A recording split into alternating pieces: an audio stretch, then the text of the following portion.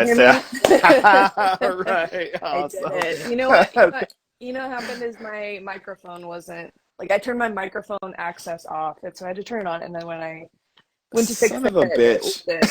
Yeah. So I'm here That's now. awesome. The last time I did an Instagram live was like 3 years ago, so I'm a little rusty. Man, well, let me tell you, thank you so much for taking the time today. Absolutely awesome. I always, have to try and like look for different routes as far as things, if something isn't working or something's not connecting, Wi-Fi, Yeah, I'm Jesus, sure it's nerve that wracking when you see me there and I'm not joining. Sorry about Yeah. that. No, not a problem at all. It's so cool though, like, as far as the opportunity even today with you being, Arizona, I'm in Michigan, halfway across the United States and being able to do something like this, like it's still absolutely so awesome. So I have to Totally. say thank you. I Totally. really No, appreciate thank it. It's just you. like Thank you. I appreciate it. This is fun. so from seeing Rose books and seeing it just kind of flourishing into a logo popping up and little things here, and then all of a sudden there's just a fucking book. There's a full press. Like, awesome. It's been a huge year, and I can only imagine. Like, can you tell us as far as kind of the undertaking of like it's probably been a lot? Yeah, yeah, and thank you for all your support along the way. Oh man, totally. Interviewing Chris and now me. So it's been kind of a wild year, honestly, to see the such an overwhelming response for this kind of thing because I'm definitely not the first indie press. I'm not the only indie press. I'm one of a lot of indie presses trying to do a similar thing, trying to make a dent in culture in some way and just say like, the mainstream publishing world is not all there is. There's something else to offer. And I just work with so many writers kind of behind the scenes, just from me being a writer. Hmm. And I've worked as a freelance editor for a while, just, I'd just say behind the scenes with writers that I feel like I have access to so many good books and I see them having trouble being published more and more, kind of as the years went on. I've been doing this for like 7 years, and I just finally was like, "What if I just did something else besides edit the books and then send the writer on their way?" I just thought, "What if there was something else I could contribute?" And so, about a year and a half ago now, I started, forming the LLC, working with Geoff, signing on with Chris Norris, and taking on Ashleah. So kind of figuring out who my first lineup, so to say, was going to be, and kind of figuring things out from there. I've formed an LLC before, but everything else is totally brand new to me. So I feel like it's been a year and a half of learning something new every day, if not every week.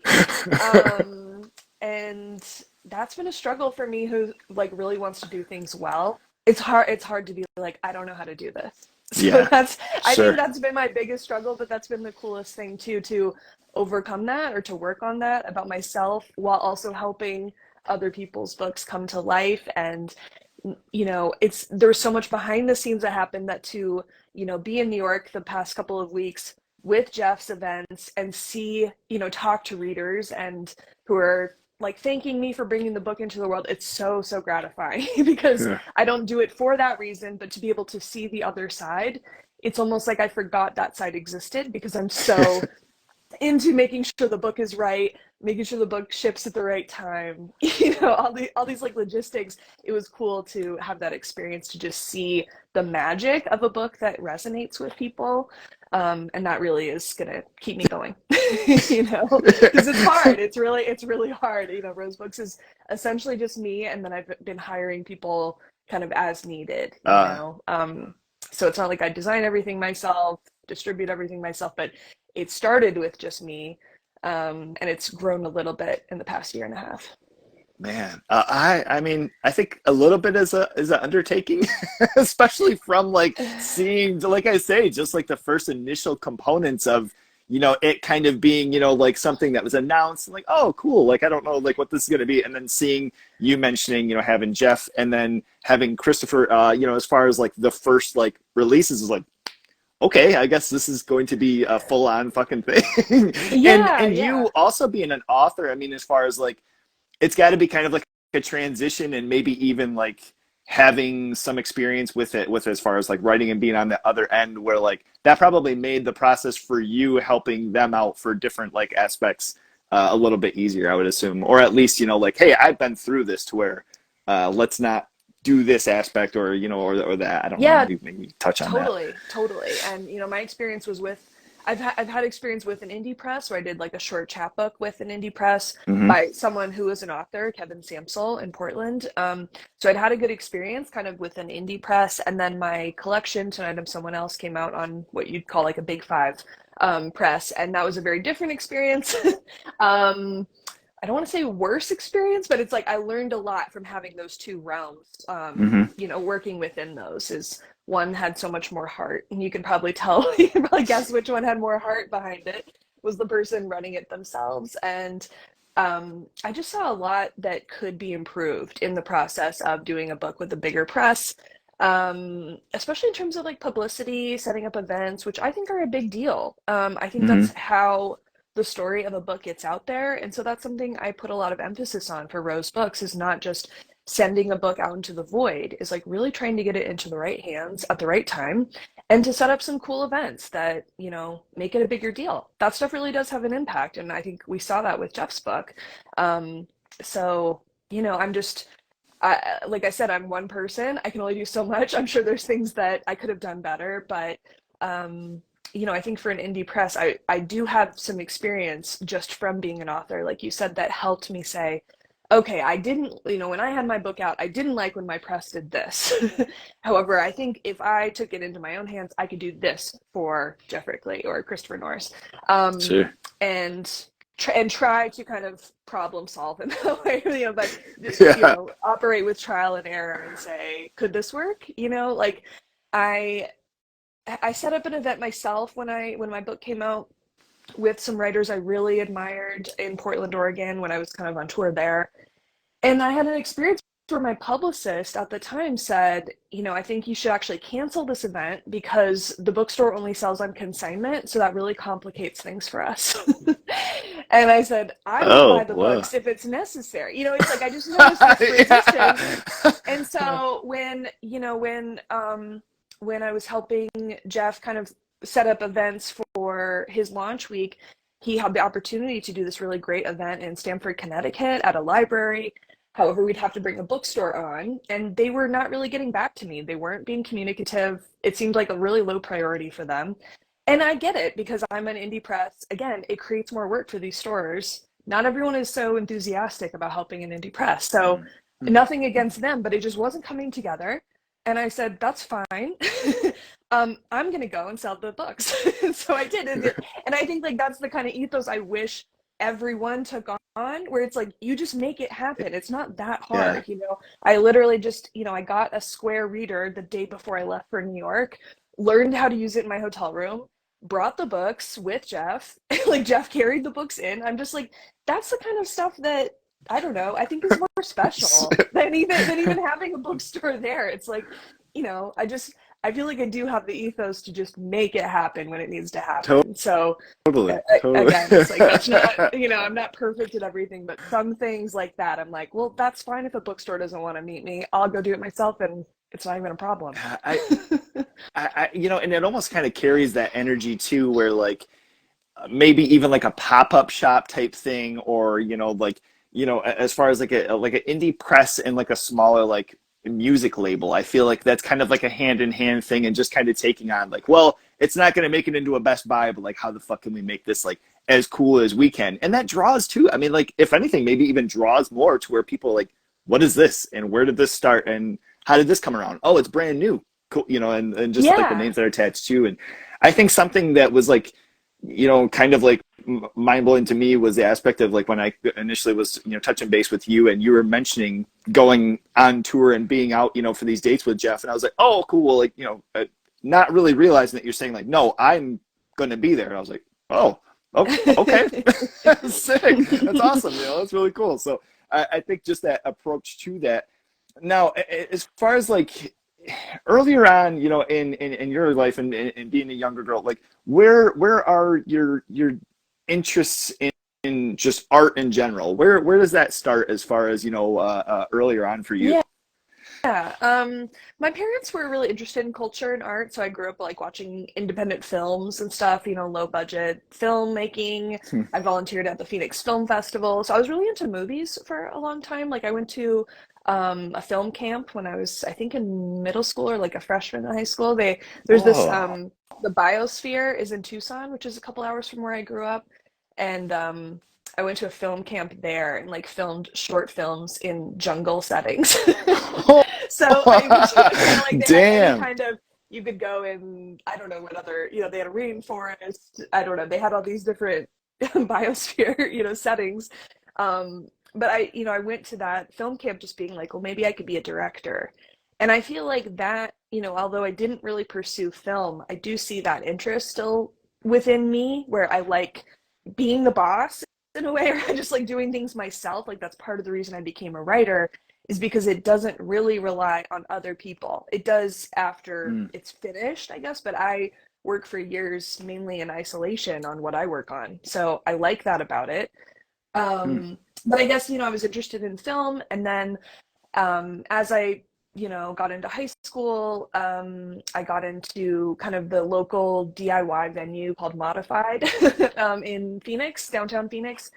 And once I got my driver's license, I was there all the time. So I would just show up there just based on like a band name. I wouldn't even really know who was playing. I didn't have any older siblings or like older cool friends that could tell me that I could like latch off, their taste, like steal their taste oh, essentially. okay.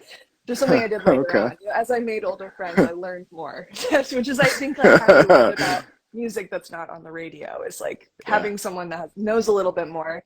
I didn't really have that access just yet, but I kind of created that by just showing up at this venue, curious about art and a scene where there was like 20 people at some shows. I just thought this feels like a secret to me. This is something I want to be a part of. Sick. And so I would Yeah. go to this stuff alone sometimes, I would sometimes get my friends to come with me. But that is how I had access to a lot of music.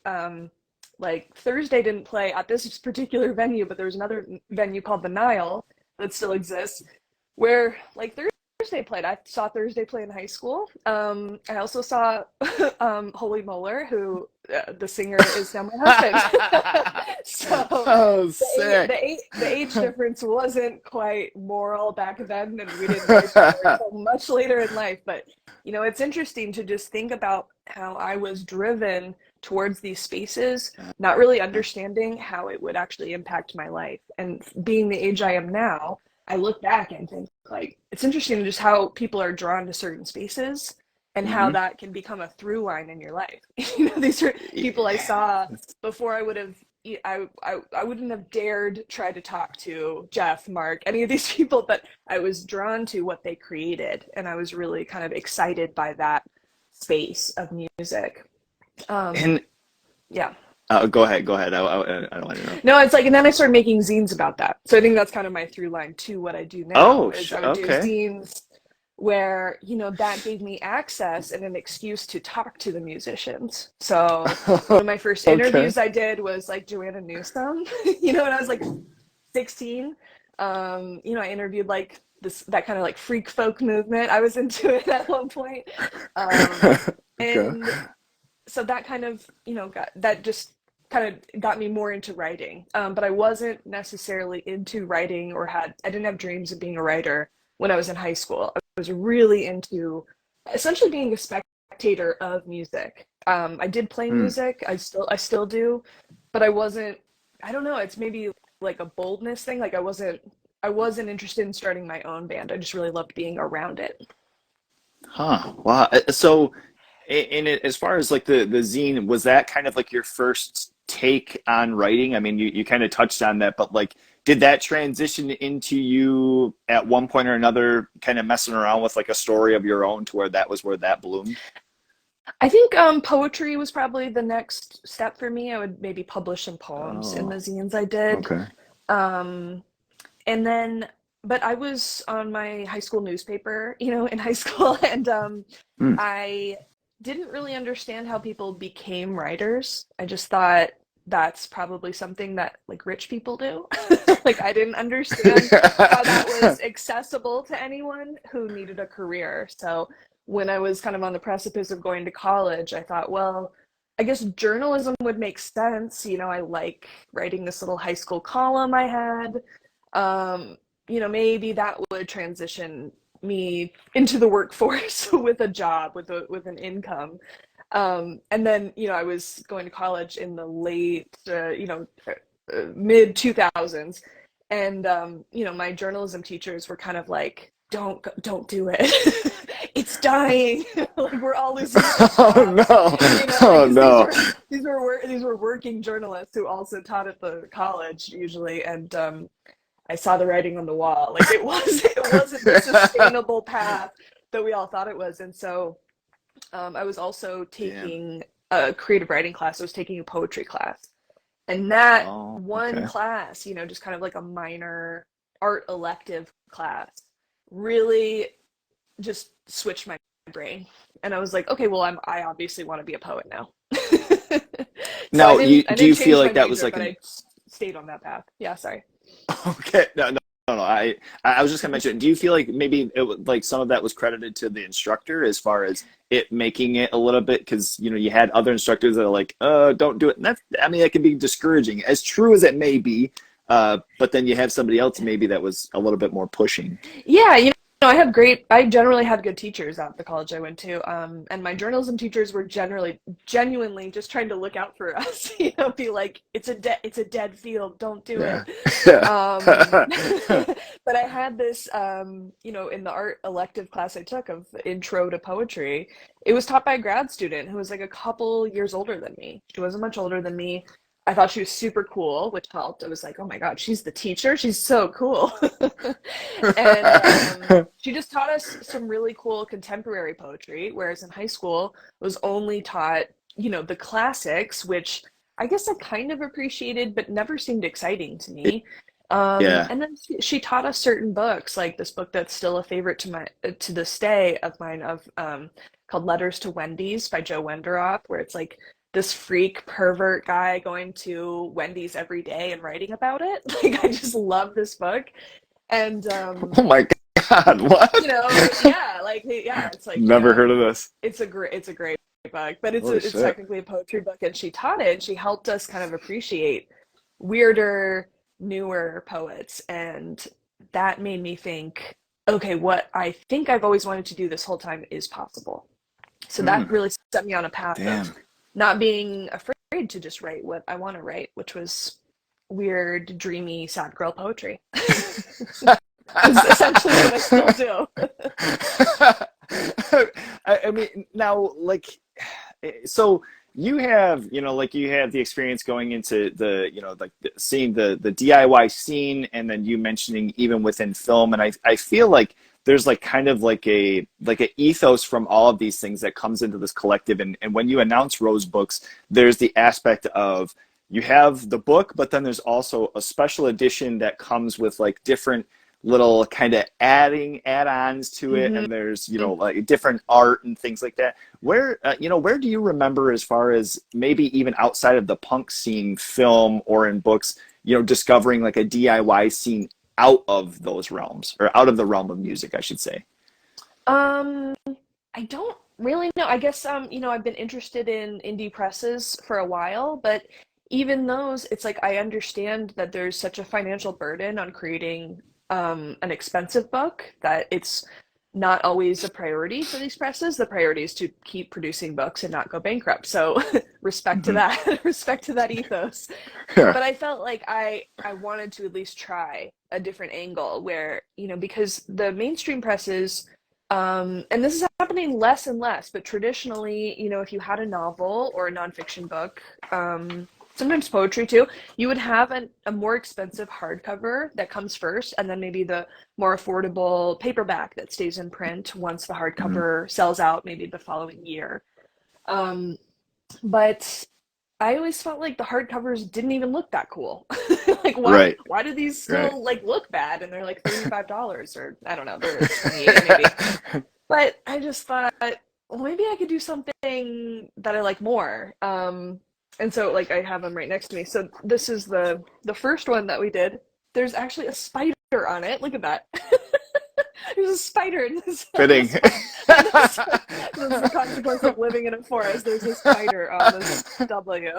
Oh my God. Rest Awesome. in peace to the spider. That's right when I think about it. But anyway, you can see this gorgeous silver foil. And then on the side, So sick. it's really simplistic, Rosebook 001. So my Love dream it. is that, in a library, if you collect all of them, it just says Rosebooks 001, 002, 003, and so on. And so I like Cool. this just minimalist approach. Each one is signed with a Rosebook stamp. It has like a satin bookmark, and so it becomes almost like this fetish object for people that like collecting. Mhm. It's like a little bookmark. It's basically like my dream book of what I wish books looked like. Um, and then that each one of those comes with like a risograph printed zine, kind of, that is like a conversation between me and Geoff.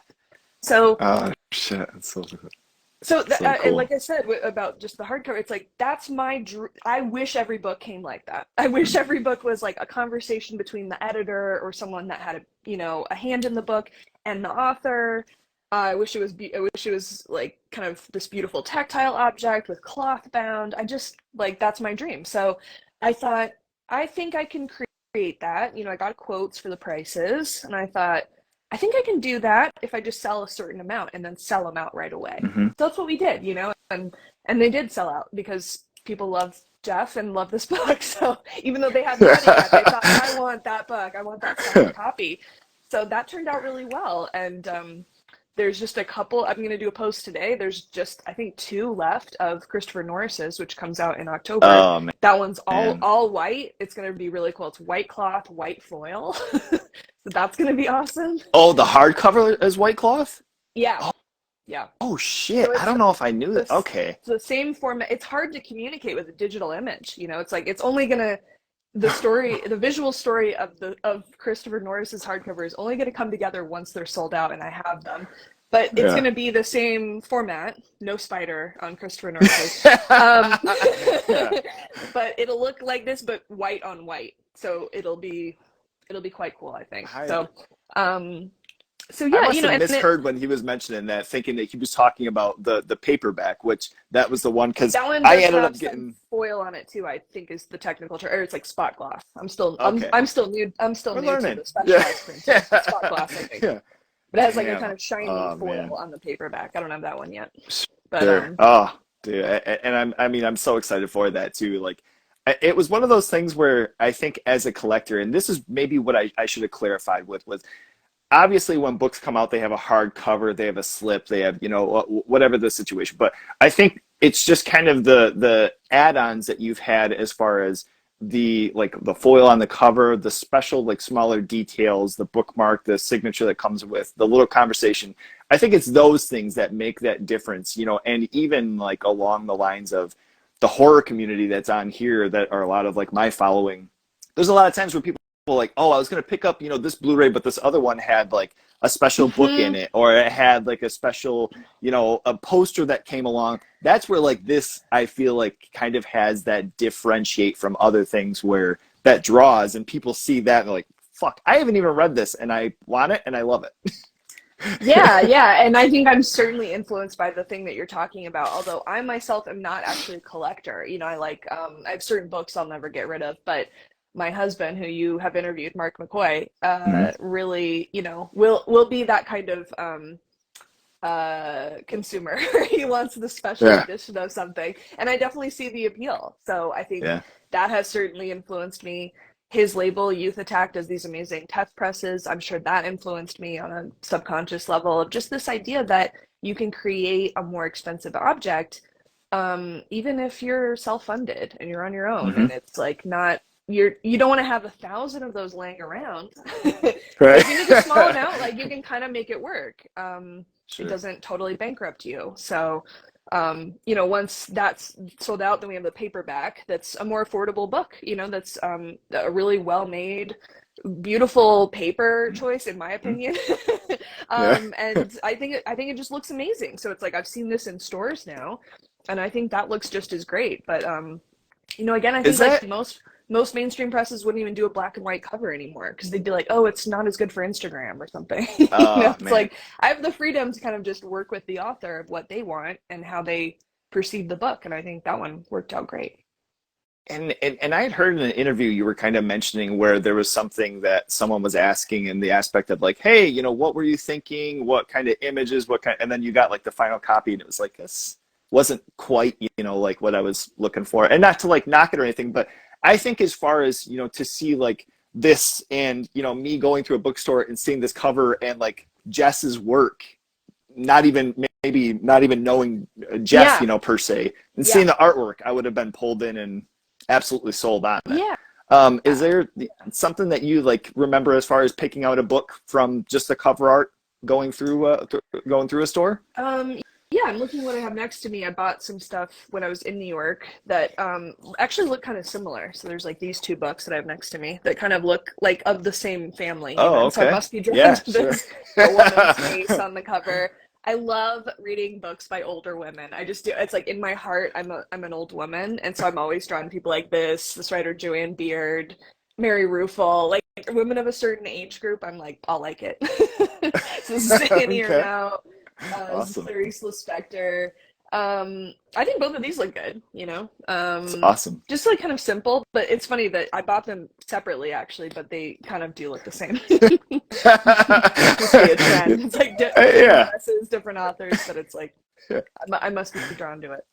I love it, and that's cool. I mean, and that's just something too. I think that kind of goes along the lines of like music, film, just arts in general. The initial like eye draw, and you mentioning even it being black and gray. I still think like the figures and the kind of like cross section of faces, like it just looks like you don't want to walk away without it. And then and then Christopher's as well. He kind of mentioned with it being completely white and probably easily able to get dirty and just kind of Yeah, having like a little bit of fun with that. yeah, I'm like, man, like oh Jeff's shit. hardcover we sent out just in the box, but I think with Chris's I actually have to put it in like a protective casing because otherwise it will definitely get knocked up. I think I don't know. It just kind of knock around in the box and then I'll get a complaint. So I don't want that.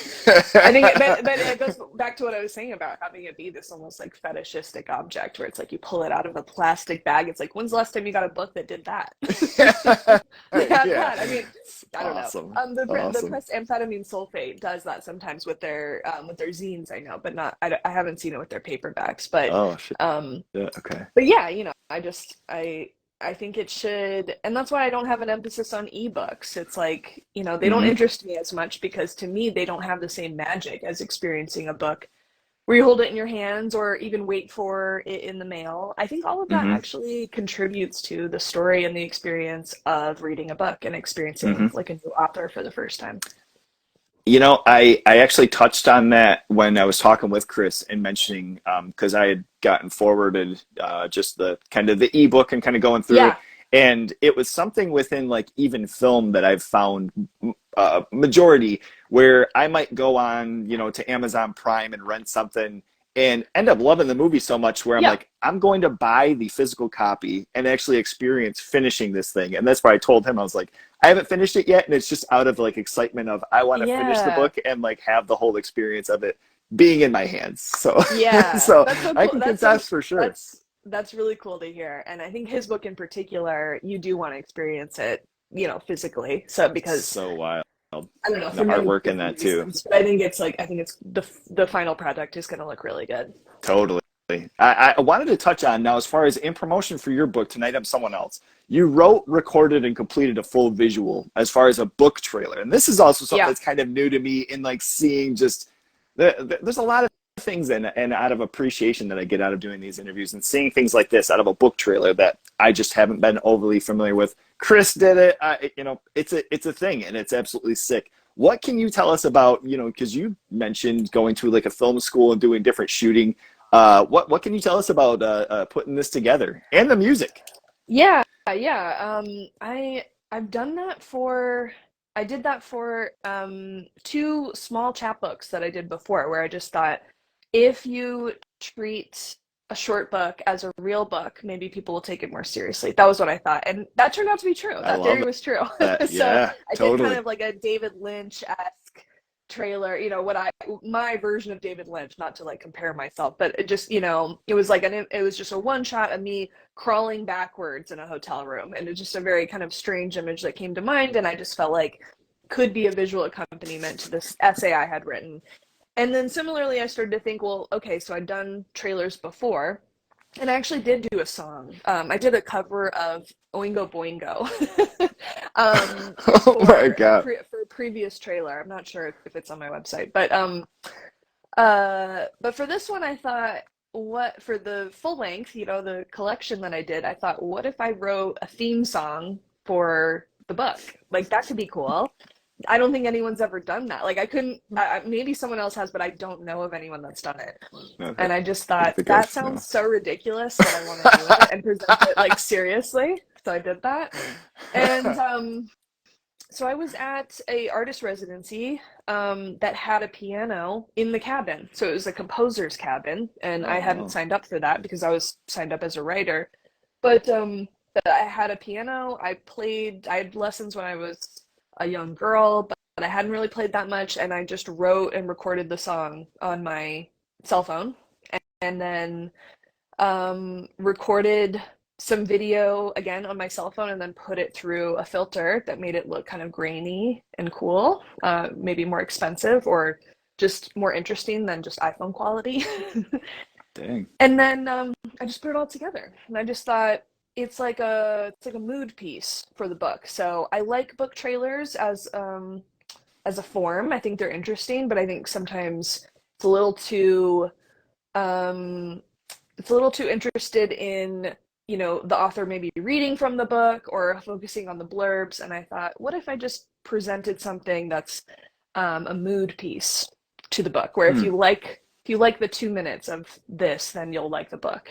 Um, Okay. it didn't like Okay. take off or anything. I think like you're probably the first person in an interview to even ask me about it, but it lives on my website. I think it's a cool little thing, and yeah, it is what it is. It's, I mean, it's so sick. And like you kind of mentioned too, like trailer wise, it comes to mind. Like I'm wearing Maximum Overdrive shirt, and that movie, when the trailer came out, it was just like a minute and a half of Stephen King really up close and cross-eyed talking about how it's going to scare the shit out of you. It Oh, has nothing that's to do, it cool. doesn't show clips. It's just like, this is going to, Yeah, like going to be kind of an accompaniment to it. Doesn't show anything from it. It's just, something that's kind of hyping you up. And yeah. I think your piece a little bit more effective than that trailer, but I don't know. That sounds pretty cool. I like it bold is mood, ridiculous. It is I like yeah, bold mood. right, right, right. Okay, so I think as far as Rose books, coming and just the idea of like, and probably even still for you walking into a bookstore and seeing, Jeff's book, just sitting on a shelf, initial steps. Can, obviously we don't have to go through this whole thing, but like you have this initial idea, and where can you bring us as far as maybe the first conversation of like how this all came about? How the book itself or the bookstore in The particular? Just the want to make sure I the know it. The book the itself, the pu- right? the publishing company. I'm sorry, Yeah. Rose Books. Yeah, it had been, I guess, a dream of mine that I kept secret for a little while. I was very close with a editor named Giancarlo Di Trapano, who died a couple years ago. But I did a workshop with him, and he ran this small press called Tyrant Books, which it's like weird to call it a small press because to me it was such a big deal. Sure. But he was one person kind of at the beginning running it and doing everything himself, and just really not making any apologies for what he chose to publish, and it was all driven by his vision. And I just always really liked his attitude and his confidence. And so part of the reason we worked as friends and collaborators and like later business partners was because we were complete opposites. So he was like very wild and uncontained and confident in a way that I am not. So I took a lot of that from him. I like being Okay. around bold people because it makes me bolder. And I think from starting a workshop out of nothing with him, it was in at his family home in Italy. I had never even traveled internationally when I started this workshop with him. Hmm. And it's like I managed to pull it all together. that actually gave me a lot of confidence. I just thought this workshop is amazing. Like this is the Uh, best workshop I've ever been to, and it's mine. It's like this thing rules. And so that gave me some confidence to just think like, wow, you really can create something out of nothing, even if you don't know how to do it. I had no experience starting my own business and stuff, but because I had that experience, starting an LLC and kind of doing a different company wasn't as scary. And I just kept thinking about my friend and just thinking like, well, he would want me to do it. He would think this was cool. And that's awesome. he would just, shrug his shoulders if I was like, but I don't know how to do this part. He'd be like, so, you know? So Yeah. so I think like just knowing him and just thinking about him, even after his death was just really influential for me. And then of course his small press, it died with him. Essentially the books are still in print, but it wasn't that I thought I could fill that void, but just that like someone has to try, and Mhm. maybe if a couple people try in this era, then maybe we can revive something, because I do think mainstream publishing is very, very boring for the most part, and I want to be a part of something that brings exciting work to readers, and not just have a publishing realm that's contained to what these like billionaires think is going to be a bestseller. Like I really don't Mhm. care about that kind of book. So, I want every book to be a bestseller, I guess. But it's like, Yeah, right. these mainstream publishers come with their weird expectations of what like a safe bet is.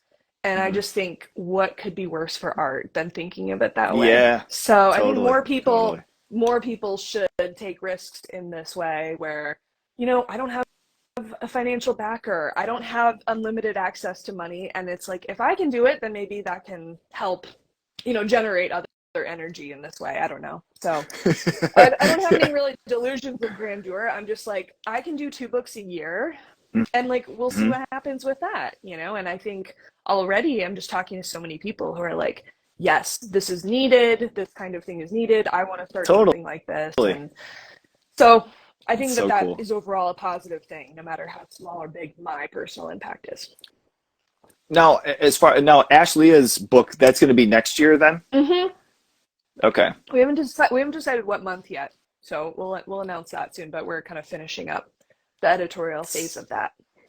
I I mean, from these initial moments up until a few months ago of like the announcement of this whole thing, what goes into keeping all of this under wraps? I mean, you have all of a sudden like an book announcement, you have a company announcement, and obviously, I mean, there's a lot of work that's going into all this shit beforehand, and nothing, I mean, comes out at all. Nothing was leaked, nothing's mentioned. Hey, Geoff Yeah. Rickly's got a book coming out. Christopher Norris has a book coming out. Like, I mean, what went into all of just as far as like holding in the excitement and containing? Yeah, well, I operate with everything I do.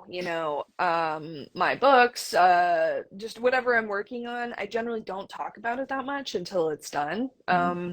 Partially out of like a superstition. I'm like, what if I don't do it? That's embarrassing. Like I should just wait until I do it to announce it. So that's kind of how Okay. I operate. But I have thought about this, like this question in particular, and I think it has to be influenced by the way that my husband Mark McCoy does things on Youth Attack, his record label, is he'll Okay. just drop it. And I've seen firsthand the excitement that happens from that. People go, oh my God, everything's selling out. And like there's this frenzy around it. And it's become like part of the Youth Attack culture, I think, to have Uh this frenzy happen when huh. Mark sends the email. And so I think that was part of it where I just thought everything now, especially that's mainstream, it's like you see this in movies, music, books, everything is like piece by piece for like a year. You got this hype leading up to it. Mm-hmm.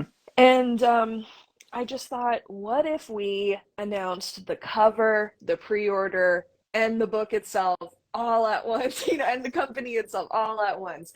That could be exciting, I think, because I knew that there would be excitement around Geoff having a novel, because he himself was kind of operating the same way that I do with, I saw him do a reading, um, I think like a year or so before we announced his book. I think maybe 2 years. And he didn't. I don't know that he read from his book. And if he did, he didn't say it was from his book. He was very much like, I want to wait Oh, until I really? know what it's doing. Like, I'm okay with doing a reading, but I don't know if I'm going to tell people it's like my book. And so I think that I think that this appealed to him as well, where it was like we do everything at once. So I had pitched Sick. the story of the press to this kind of mainstream trade publication called Publishers Weekly.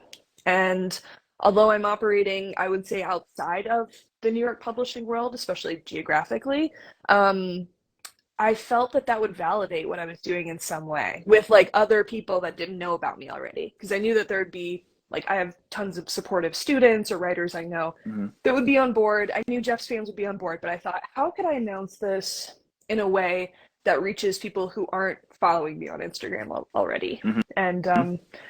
so I pitched the story of the press, and they said, yes, we'll do the story. We'll do a profile on you. And I got them. I was like, how about you also announce the book cover? Like, I just kept kind of pushing my luck, pushing my luck. And so they also ended up debuting the book cover Oh, because I asked, you okay. know? And Damn. so that ended up being in print, and that was kind of a huge kickoff. And so I said, okay, well, when is the story going up? And they told me the date. And I kind of conspired with Geoff, and I was like, I think we should just put it on this date and be like, Publishers Weekly, pre-order, the website, like everything goes live on this one day. So sick. And so we did it kind of as an experiment, but it definitely paid off because people, instead of saying, hey, here's this company, Geoff has a book coming out, cover and pre-order coming soon. Mm-hmm. All the excitement that people felt from even just seeing the news, I think translated to helping pre-orders Mm-hmm. because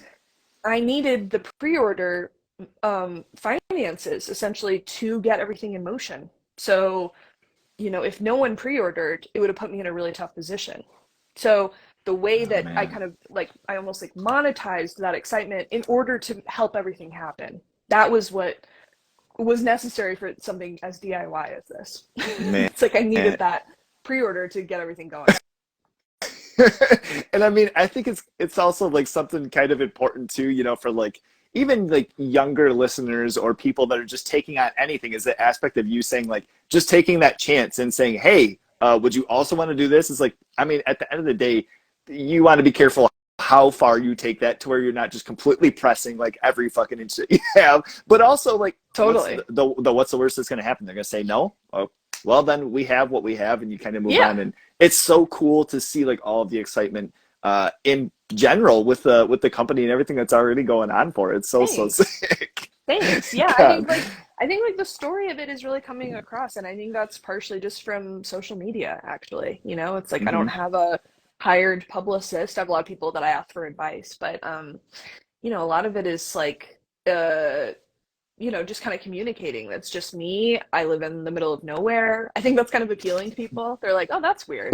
Like, what's that about? Yeah, yeah. No, So, I it's don't know. crazy. I mean, where did the conversation come up as far as working with Chris then? I had read an earlier version of his book, similar to how I had read an earlier version of Jeff's. So, Oh, okay, okay. I had not announced Rose Books when I read both of their manuscripts, and then Got those it. were both books that I thought I want to publish these. So then I approached them when I was kind of closer to being like, okay, I'm doing this. So, yeah, Jeez. that's an example of what I said before, where I have access to a lot of unpublished manuscripts without even asking for them. I Mm, either work with people on a client basis or I'm reading a friend's manuscript, and I'm just kind of like reading a lot of stuff years before it comes out. Um, so man, because of that, I was, it's at cool. some point I might accept submissions for Rose Books, but for right now, I don't really want to. I don't know. It's like that takes on a whole Yeah. other workload, frankly, to have like, if 100 people email me in one day, what am I going to do? I don't really actually even have the manpower to deal with that. So for Yeah. right now, I'm just kind of holding off and maybe doing, I don't know what I'm going to do. I did three, I wanted to announce three at a time when I announced, just to be like, this isn't just a press to do Geoff's book, because it wasn't. His book was the Hmm. first, but I wanted it made clear that this was a long-term Hmm. thing. This wasn't just like, hey, this is a press so I can put out one book, which is what some people do, and that's fine. But I wanted the story of Rose Books to kind of be there in a different way. and also for something, for anybody, checking everything out, but especially like interviews or things, is the aspect of patience. It is, like you said, just you, so that's something also where it's like not like emailing a Barnes and Noble or some bigger thing, where it's like Yes. just kind of take your time, be patient with these things. And it being something that's like a local or DIY, like appreciate what the fuck like we have. Like it's so cool to have stuff like this, and it's so cool, kind of feeling like you're rooting on friends. Like this is the first time that we're virtually meeting, but it's like you feel like you're rooting on cool people doing good shit. So I mean, like it's absolutely a high five. I love I appreciate that. Thank it. you. And it's interesting how programmed even people that are into like DIY stuff, it's like we're so programmed to actually be dealing with Amazon or like, these big companies that sometimes I'll get emails from people being like, it looks like for my tracking number, my package is lost. What can you do? And if I take 2 days to respond, sometimes it'll be like, hey, what's going on with this? Like kind of like trying to bully me a bit. And I'll say, hey, I'm a one-person operation here. I will make this right. Give me a second. And then I always get like, oh, hey, I didn't really get that. Like I'll hang tight until you're ready. Like people are so nice once they Cool. understand, but it's That's interesting. good. I think it's kind of a testament to the press itself and how I've managed to kind of convey a professionalism where people think it's more than just me. People think I have a staff Totally. going through my email when really it's me dealing with 100 emails while I'm on a flight. So Yeah.